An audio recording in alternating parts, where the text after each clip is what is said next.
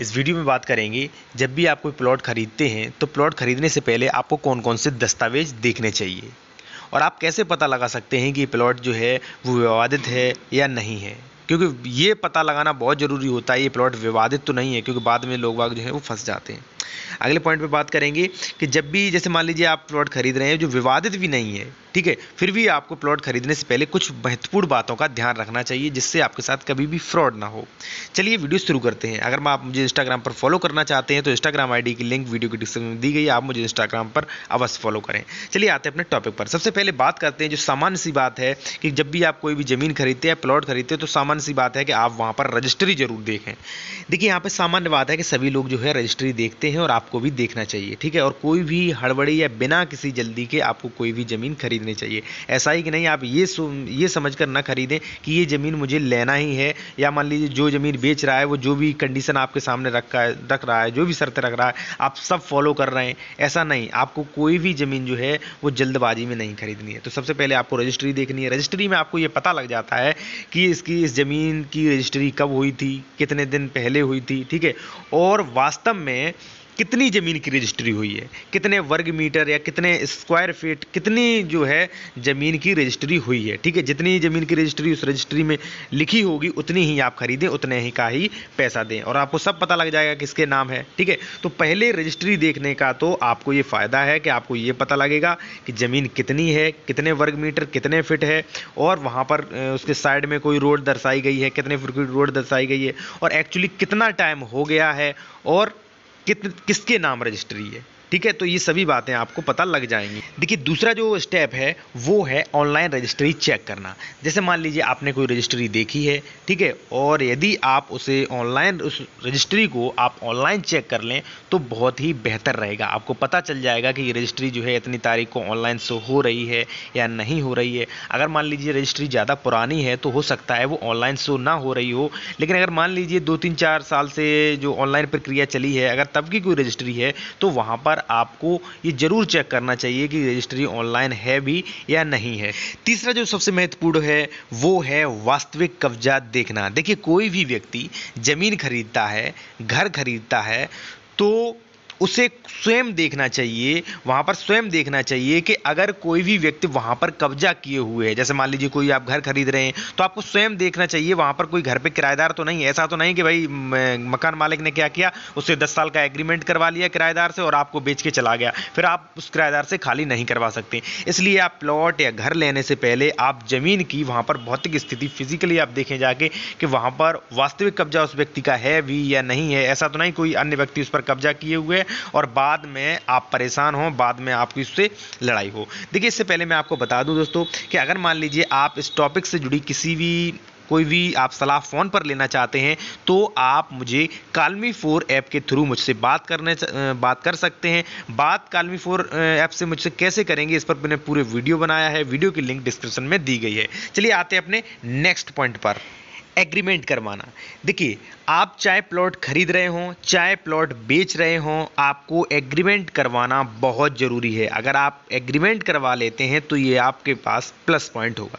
चलिए जान लेते हैं कि एग्रीमेंट करवाने के फ़ायदे क्या क्या होते हैं, क्या क्या आपको बेनिफिट्स मिलेंगे। देखिए सबसे पहले मैं आपको बता दूं कि जब आप एग्रीमेंट करवाते हैं, जैसे मान लीजिए आपने कोई भी ज़मीन जो है, प्लॉट जो है वो 10 लाख रुपए में तय किया है, ठीक है, और आपने उसको 5 लाख रुपए दे दिए, तो आप एग्रीमेंट में सारी शर्तें लिखेंगे कि भाई मैंने फला व्यक्ति से 10 लाख रुपए में ये प्लॉट तय किया है, 5 लाख रुपए मैंने नगद दे दिए हैं, और दोनों लोग जो हैं इस पर हस्ताक्षर करेंगे। और भी शर्तें आप लगा सकते हैं कि इतने समय तक, मान लीजिए 8 महीने या 9 महीने के अंदर मैं सारे पैसे दे दूंगा। तो उससे फायदा ये रहेगा कि ना ही वो व्यक्ति अधिक पैसे मिलने पर वो प्लॉट किसी और को बेच सकता है क्योंकि आपने एग्रीमेंट करवा लिया, ठीक है।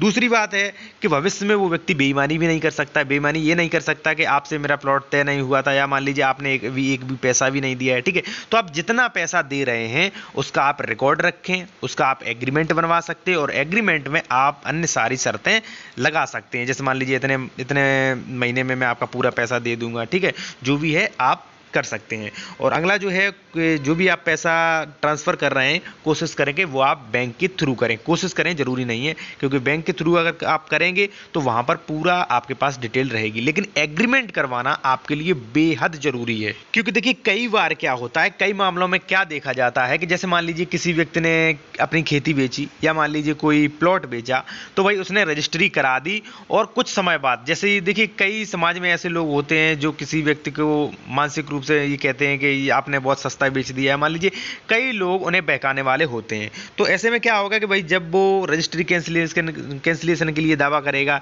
या मान लीजिए वो दाखिल खारिज पर आपत्ति लगाएगा, तो ऐसी कंडीशन में आपके पास जो एग्रीमेंट था वो आप कोर्ट के सामने पेश कर सकते हैं कि भाई पहले मैंने करार किया था, उसके बाद बतौर रजिस्ट्री की, ठीक है, क्योंकि करार जो एग्रीमेंट जो होता है वो भी अपने आप में बहुत मायने रखता है। उसके बाद आप रजिस्ट्री कराते हैं तो ये आपके लिए बहुत बेनिफिट है कि भविष्य में ऐसा कोई रजिस्ट्री कैंसिलेशन के लिए वो जो जिसने आपको बेचा है वो रजिस्ट्री कैंसिलेशन के लिए बात करता है या मान लीजिए दाखिल खारिज रुकवाता है ज़मीन का, तो ऐसी कंडीशन में आप एग्रीमेंट जो पेश करेंगे वो आपका एक साक्ष्य के तौर पर प्लस पॉइंट होगा। अगला जो है वो है कब्जा करना। जैसे मान लीजिए आपने प्लॉट नहीं खरीदा, आपने प्लॉट की रजिस्ट्री नहीं करवा पाई, फिर भी आप उस पर कब्जा कर सकते हैं। चलिए जानते हैं आपको कब्जा कैसे करना चाहिए। जैसे मान लीजिए सपोज दैट आपने कोई 10 लाख रुपए में प्लॉट तय कर लिया है, ठीक है, तो आप उससे ये कह सकते हैं कि भाई 2 लाख या 3 लाख या 5 लाख रुपए देने पर, जितने पे आप चाहो, जितने पे वो मान जाए, बात कर सकते हैं कि भाई मैं आपको आधे पैसे दे दूंगा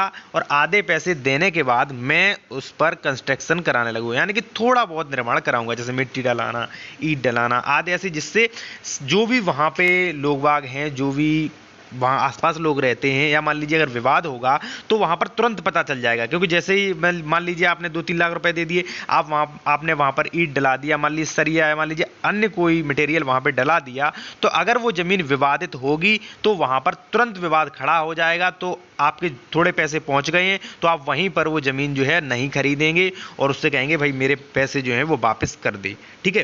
तो देखिए अगर आप वहाँ पे कब्जा ले लेते हैं, पहले ही कब्जा करने की हल्का फुल्का जो है आप निर्माण कराने की कोशिश करते हैं, तो वहाँ पर दूध का दूध पानी का पानी हो जाएगा। अगर वो ज़मीन विवादित होगी तो आपको वहाँ पर कोई तुरंत रोक देगा, ठीक है। तो इससे आपके जो आगे के पैसे हैं वो तो बच जाएंगे। दूसरी बात है कि कई लोग पूछते हैं क्या जो प्लॉट की ज़मीन होती है वहाँ पर SC ST का नियम लागू होता है। तो देखिए जो प्लॉट की ज़मीन है वहाँ पर SC ST का नियम जो है वो लागू नहीं होता है। SC ST का नियम जो है, जो SC ST लोगों पे भूमि बेचने पर जो प्रतिबंध लगाए गए हैं वो कृषि की ज़मीन पर लगाए गए हैं, ना कि आबादी की ज़मीन पर, ठीक है। अगर कोई भी व्यक्ति SC ST का व्यक्ति है, वो प्लॉट बेच रहा है, मकान बेच रहा है, गाड़ी बेच रहा है, तो ऐसी कंडीशन में उसे बेचने के लिए कोई भी प्रबंध नहीं है। लेकिन मैंने बताया था उत्तर प्रदेश में जो है वो वहाँ पर कृषि की ज़मीन पर SC ST लोगों को भूमि बेचने पर प्रबंध लगाए गए हैं। दोस्तों अगर वीडियो अच्छा लगा हो तो वीडियो को लाइक ज़रूर करें और मुझे इंस्टाग्राम पर अवश्य फॉलो करें। वहाँ पर आप कोई भी क्वेश्चन है